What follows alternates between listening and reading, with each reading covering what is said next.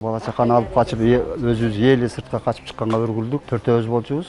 Аялым, мен, балам, 2 балам. 14-июлда катуу жааган жамгырдан улам Ош облусунун бир нече аймактарында сел жүрдү. Жабыркаган айылдардын арасында Кара Суу районундагы Кыргызчек айылы дагы бар. Өзгөчө Кырдаалдар министрлигинин маалыматы боюнча сел жүргөн күнү аталган айылда 150 үйдү суу каптаган. Үйлөргө кирди, 20 метр тамды полностью алып кетти.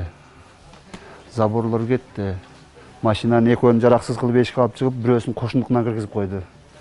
Биякта мына үйлөргө полный сел толуп калды. Мына уже үй жаракка кетип отура баштады.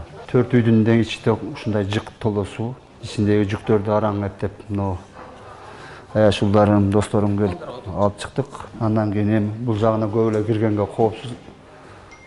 Киргенге деле болбойт. Коопсуздураак.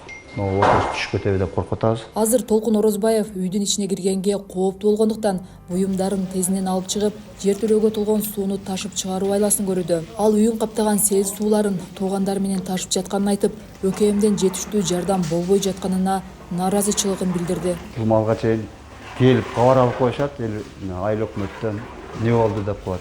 МЧСтен келип не коет, эч кандай жардам жок. Эртеден бери насос сурайлы деп, сордуруп берили деп. Эч ким бербейт. 2 насос берилип туруп ушунча үйүлгө.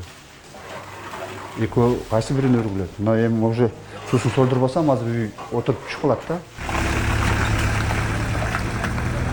Жарандык коргонуу кызматы билдиргендей, азыр Кыргызчек айылындагы 30дан ашуун үй авариялык абалда. Мындай үйлөрдүн катарында Нурландын да үйү бар. Ал дагы башка кошуналарындай эле жертөлөөгө толгон сууну толук чыгара албай убара тартууда. Жок, мына МЧС ham жок. Мына өзүбүз эл ушинтип суулар чыгарып ушинтип эл жардам берип жүк тартып алып чыгып атабыз. Үйдүн ичине кирген өтө коопсуз. Үй жараксыз болуп калды уже. Үйгө кире албай атабыз. Селден жабыр тарткан жергиликтүү тургундар тийиштүү кызматтар табигый кырсыкты алдын алса болот эле деген пикирде. Алар буга чейин да жергиликтүү бийликке атайын тосмолорду куруу сунушун берип келишкенин билдиришти. Ушул лотоктун башына бир нече жолу айтты айыл өкмөтү, мына жерге барата коюш керек. Барата койсок, мына селдин бир канча нерсесин азайтат. Биз ошол жерге барата жасаттык деп бир нече жолу айтты, ошо баратаны койгон жок эч кандай. Айыл өкмөт.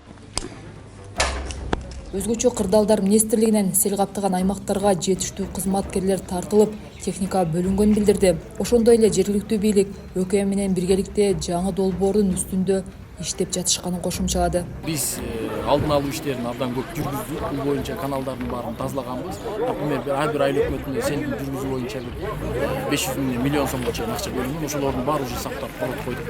Чынында сел суулары кирген үйлөр көп. Ошол себептен эрки адамдарга баягы өз убагында биринчи кошунасыныкына кирсең, кийинки кошунасы не меникине биринчи кирбеди деген суроолор болуп калып атат да. Бүгүнкү күндө мотопомпа жетиштүү. Андан сырткары айыл өкмөттөрдүн тарабынан да мотопомпалар келген 20дан ашык. Мотопомпаны өзүңүз билесиз, 1-2 гана специалист иштейт. Ал эми калган куткаруучулар ылайыка суулардын сордуруу жумуштарын аткарып атат. Өзгөчө Кырдаалдар министрлигинин маалыматына ылайык, 14-июлда Ош облусунун Кара Суу районунда сел эң көп объектилерди каптаган. Жалпы 4 мектеп, 1 бала бакча, 2 оорукана, 1 музей жана 1 ФАП жабыркады. Ошондой эле 642 турак үйгө суу кирген. 17-июлда президент Ошто селден жабыркагандарга мамлекет жардам көрсөтөрүн убада кылды.